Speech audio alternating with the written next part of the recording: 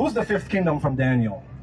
All right, let's see what he's got. Let's watch him cook. Let's watch him cook this guy right here. Daniel chapter 2, the prophet Daniel sees King Nebuchadnezzar in Babylon sees a dream of five kingdoms that succeed one after the other. Five world powers. The first one is Babylon. The second one is Medo-Persia. The third one is Macedonian Greece. The fourth one is Rome. The fifth one comes after the division of Roman Empire. Daniel chapter 2, verse 44. After the division of Rome and destroys Rome. The question, who destroyed the Roman Empire historically? The Turkish Empire, maybe? The Muslims, right? The Muslims, yeah. Oh, okay. All right, so Daniel says the fifth kingdom of God will destroy the Roman Empire, and you're telling me the Muslims destroyed the Roman Empire? Oh boy, if that's him cooking, he needs to stay out of the kitchen.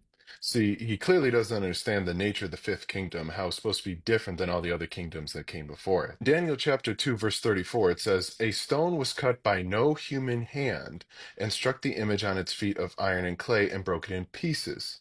And then in verse 35, it says, "But the stone that struck the image became a great mountain and filled the whole earth." See, all those previous kingdoms came to power through the sword and through conquest, but the one that was coming to destroy all those previous empires was not going to come from any human origin. In Daniel 2, verse 44, it says, "And in the days of those kings, the God of heaven will set up a kingdom that shall never be destroyed, nor shall the kingdom be left to another people. It shall break in pieces all these kingdoms and bring them to an end, and it shall stand forever." So God is going to set up a new kingdom that will start small and grow and fill the whole earth and will last forever. So which kingdom came during the time of the last empire, which was the Roman Empire, according to the prophecy?